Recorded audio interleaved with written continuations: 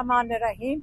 अभी जो सलमान सफदर ने आपको बताया केस का, उसका मैं इमरान खान का पैगाम जो है, जो मैं देने आती हूँ और पहले भी हम देते आए हैं पिछले 2 साल से, वो सिर्फ इमरान खान का पैगाम है। उन्होंने हमें हमें हदायत की भी है कि अपने मेरा पैगाम आप तक, मीडिया तक पहुँचा दें। आज इमरान खान ने वाज़ेह तौर पे ये बात की, और आपने सलमान सफदर से भी सुन ली होगी, कि आज जब केस ख़त्म हो गया था, जो गवाह एक झूठा साबित हो गया, तो उसकी उनसे पूछा कि उसका क्या सज़ा होती, कितने साल सज़ा है? 7 साल सजा है। 7 साल। झूठ बोलने के ऊपर 7 साल सज़ा गवाह को मिलनी चाहिए थी। उल्टा इमरान खान का केस फिर भी चल रहा है। आज तो ख़त्म हो जाना चाहिए था। जज साहब को तो उसी वक्त कहना चाहिए था जज केस ख़त्म हो गया। इस पे इमरान खान ने आज कहा है कि इस वक्त इमरान खान का ट्रायल सिविल ट्रायल नहीं चल रहा, इस वक्त इमरान खान का ट्रायल मिलिट्री ट्रायल चल रहा है। वहाँ पे 2-3 मीडिया के लोग आते हैं जो जिनको बेचारे इस वक्त तो उनको इजाज़त ही नहीं कोई सवाल करें या बात करें, तो इमरान खान की बात कोई बाहर मीडिया के थ्रू अगर उन्होंने बात भी आजकल करते हैं तो नहीं आती है। इससे वो हमें कहकर भेजते हैं। उन्होंने कहा इस वक्त मेरा मिलिट्री ट्रायल चल रहा है, ये बिल्कुल सिविल ट्रायल नहीं है। कहते हैं कि जो कुछ उनके हकूक़ हैं, जो जेल के कवानीन के मुताबिक, जो पाकिस्तान के कवानीन के मुताबिक, वो भी सहूलियात बुशरा बीबी और इमरान खान को जेल में नहीं मिल रही हैं। एक वो आइसोलेशन में है, उनकी सारी मुलाकातें बंद कर दी गई हैं, किसी को उनसे मुलाकात करने की इजाज़त नहीं है, और ये जेल के कवानीन के ख़िलाफ़ है। उनको अपने बच्चों से बात करने की 8 महीने में एक दफ़ा करवाई गई है। वो किताबें मांगते हैं जब तक जज ना बैठा हो, और बेचारे जज साहब, इसलिए इमरान खान कह रहे हैं मिलिट्री ट्रायल चल रहा है, क्योंकि जज हुक्म देता है सामने हमारे, पुलिस को कहता है कि जाके इनकी किताबें ले आओ, जाके इनको सहूलियात दे दो, इनका टीवी चला दो, इनके जो आइसोलेशन है वो ख़त्म करो, लोगों की मुलाकात करा दो। जज इमरान खान कहते हैं जज फैसला नहीं कर सकता, उसके हाथ में कुछ भी नहीं है। ये जो ट्रायल चल रहा है, ये ऑर्डर आते हैं कर्नल साहब से, और कर्नल साहब डायरेक्ट आसिम मुनीर से ऑर्डर लेकर ये केस भी चला रहे हैं। अगर जज के हाथ में होता और उसने कानून के मुताबिक करना होता, इस वक्त अब तक वो केस ख़त्म करके इमरान खान और बुशरा बीबी रिहा हो चुके थे इस केस में भी। ये तो पहला उनका पॉइंट था कि इस वक्त सारा कानून आसिम लॉ के नीचे है। दूसरी बात उन्होंने की अफ़गानिस्तान के ऊपर। उन्होंने कहा जो ऑपरेशन चल रहा है, जो हमारे इलाकों में ऑपरेशन चल रहा है, उन्होंने 3 पॉइंट्स बताए। उन्होंने कहा देखें, अगर आपने अमन लाना है, इसमें 3 लोगों का शरीक होना बहुत ज़रूरी है। एक अफ़गानिस्तान की हुकूमत, दूसरा अफ़गानिस्तान के लोग, और तीसरा हमारे इन इलाकों के लोग जहाँ पे ऑपरेशन कंडक्ट किया जा रहा है। इन सबको मिलकर, इन सबको साथ लेकर जब तक नहीं चलेंगे, कोई ऑपरेशन किसी दहशतगर्दी के खिलाफ कामयाब नहीं हो सकता। उन्होंने ये कहा कि पहले आपने जो अफ़गानिस्तान के साथ कर रहे हैं, ये 9 मई की तरह ये फॉल्स फ्लैग है, क्योंकि पहले आपने लोगों को धक्के देके यहाँ से पाकिस्तान से निकाला।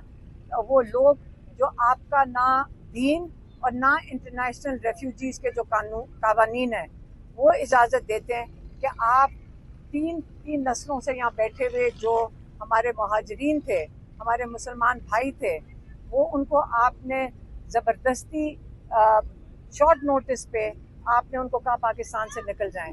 और उन्होंने कहा 3 साल से, जब से आसिम मुनीर आए हैं, इन्होंने ये काम शुरू किया।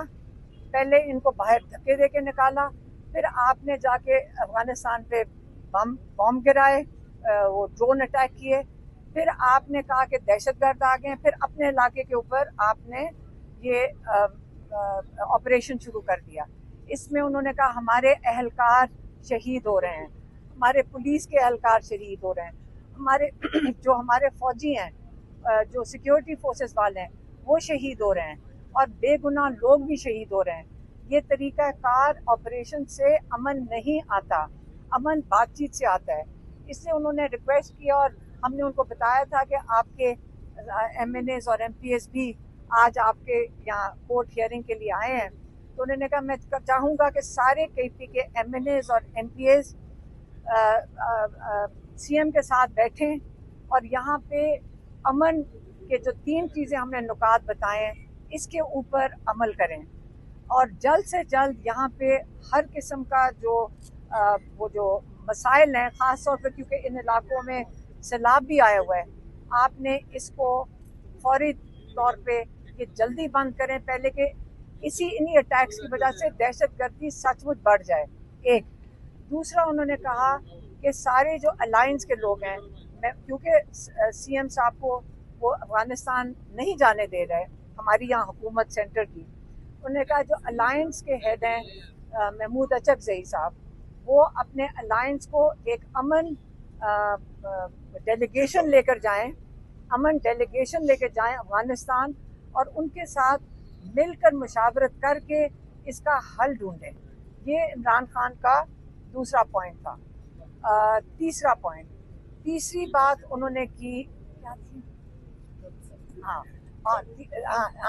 तीसरी बात माफ़ कीजिएगा, मैं थोड़ा सा जहन से निकल गया था। तीसरी बात उन्होंने बात की पाकिस्तान में, उन्होंने कहा कि पहले हमारा मैंडेट चोरी हुआ, हमने फिर भी मेरे पर नहीं, उन्होंने कहा पहले मेरे पर केसेस हुए, मैंने फिर भी कहा कि मैं कानूनी अपने सारे केसेस अदालतों के सामने मैं फेस करूंगा, मैं अपना इंसाफ अदालतों से दूंगा। और उन्होंने शुरू से यही बात की थी, उनको ऑफर्स आए कि आप मुल्क छोड़ के चले जाएं, आपके केसेस 300 केसेस हैं आपके ऊपर। उन्होंने कहा नहीं, मैं अपने सारे केसेस का सामना करूंगा। उन्होंने अपने केसेस का सामना किया, 3 साल से ज़्यादा हो गए जो वो अपने केसेस का सामना कर रहे हैं। फिर उन्होंने कहा कि उन्होंने हमारी पार्टी के ऊपर जुल्म किया, उन्होंने हमारा इलेक्शन चोरी किया, उन्होंने इलेक्शन मैंडेट, उन्होंने जो 2/3 मेजॉरिटी थी आपने चोरी कर ली। अच्छा चलें, हमने तो जाकर हम अदालतों में गए, हम अदालतों में गए, इस इलेक्शन कमीशन में गए, कोई इंसाफ नहीं मिल रहा। लेकिन इस हद तक कि अब एक रिपोर्ट निकली है कॉमनवेल्थ की रिपोर्ट लीक हुई है।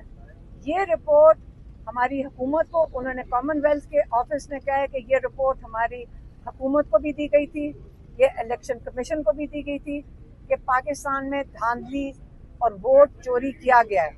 अब जब एक इंटरनेशनल ऑर्गेनाइजेशन ने भी कह दिया है और जो इलेक्शन कमिश्नर है जिसने इसके ऊपर कोई अगला कदम नहीं उठाया, वो है राजा सिकंदर सुल्तान।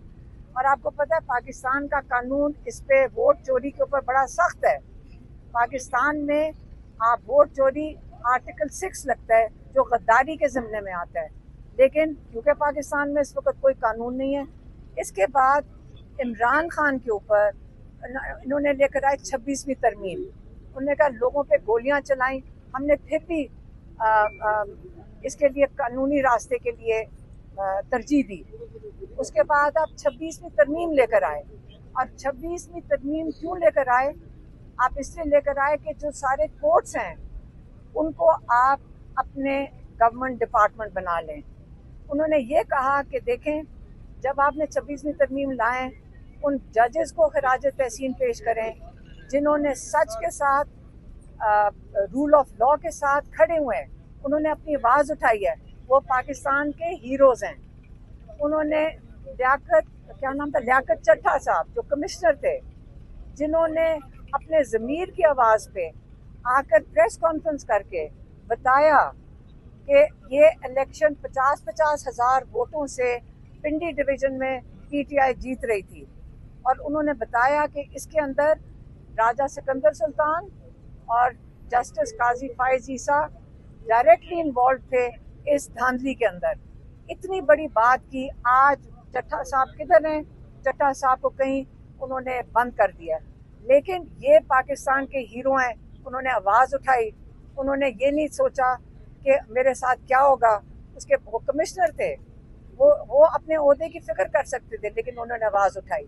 तो इसलिए आप उनको भी खराज तहसीन, वो पाकिस्तान के हीरो वो भी हैं, उन्होंने सच के साथ खड़े हुए। उसी तरह जजेस खड़े हो रहे हैं, ये पाकिस्तान के हीरोज़ हैं, पाकिस्तानी पूरी कौम इनको खिराज तहसीन के अलावा इनके साथ खड़ी हो। और उन्होंने कहा कि अपने मेंबर्स ऑफ पार्लियामेंट के लिए उन्होंने कहा देखें, इस वक्त आसिम लॉ चल रहा है, आपने इसे डरना नहीं है, इसलिए क्योंकि एक फर्द वाहिद अपने फ्यूचर के इक़्तिदार के लिए या आपको जो दबा रहा है, आप अगर इसे डरेंगे या आपको और दबाएंगे। आप हक पे हैं, आप पाकिस्तान के लोगों की नुमाइंदगी कर रहे हैं। आपने ना जेल से डरना है, क्योंकि मैं 2 साल से जेल में बैठा हुआ हूँ। और उन्होंने कहा कि आपको ये जितना आप इनसे खौफ ज़दा होंगे या आपको और दबाएंगे, इसलिए उन्होंने कहा क्रश करेंगे। और तीसरा उन्होंने कहा कि आप देखें पाकिस्तान जो केपी के अंदर कर रहे हैं, ये लोग ये जान के कर रहे हैं, क्योंकि केपी के अंदर एक दफ़ा ANP की हुकूमत के दौरान इन्होंने यही ऑपरेशन किया था और उन्होंने ANP को इसी तरह ही क्रश किया था कि उन्हीं के इलाके में उनकी गवर्नेंस को कमज़ोर किया था। इसलिए केपी की सारे MNAs और MPAs की रिस्पॉन्सिबिलिटी है कि वो CM के साथ बैठकर अमन यहाँ पे कायम करें और गवर्नेंस रिस्टोर करें। और तीसरा क्या था वो वाला, हाँ, और अगर उन्होंने कहा कि देखें, अगर आपके लिए मुश्किलात पैदा करते हैं, आप सिर्फ एक काम करें, जो मेरा पैगाम है उसको रीट्वीट कर दें सारे MNAs MPAs और पार्टी के लोग, सिर्फ मेरे ट्वीट को रीट्वीट कर दें ताकि सारे एक पेज पे हों। और आखिरी चीज़ उन्होंने कही थी कि मुत्तहिद रहें, बिल्कुल सारी पार्टी, क्योंकि पार्टी पूरी वैसे तो सारे पार्टी तो एक ही पेज पे है, पूरा पाकिस्तान एक पेज पे है, लेकिन जो बाकी ओहदेदारान हैं वो सारे एक पेज पे रहें, इकट्ठे रहें। और क्योंकि आपने जो मुकाबला कर रहे हैं वो एक जुल्म का मुकाबला कर रहे हैं, आप मार्शल लॉ का मुकाबला कर रहे हैं, आप आसिम लॉ का मुकाबला करें, और ये चलेगा नहीं, क्योंकि जुल्म का निज़ाम नहीं चल सकता इंशाल्लाह। और उन्होंने एक और जो हदायत भेजी थी वो थी कि आप पेशावर में फ़ौरन जलसा करें और सबको बुलाएं वहाँ पे पेशावर में। और एक जो पहला स्टेप है, उन्होंने कहा है कि बहुत बड़ा जलसा इंशाल्लाह होगा, सारे जमा होंगे।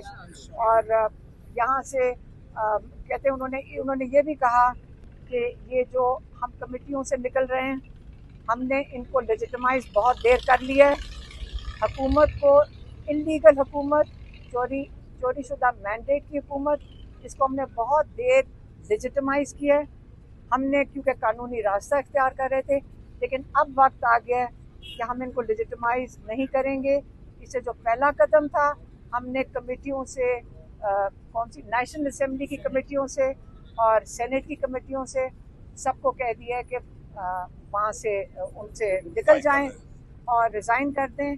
और वो अगला जो लाएमल है आज उन्होंने नहीं दिया, आज उन्होंने सिर्फ जलसे का दिया है और ट्वीट का दिया है, और बाकी जो है वो मेरे ख्याल में अगली दफ़ा देंगे।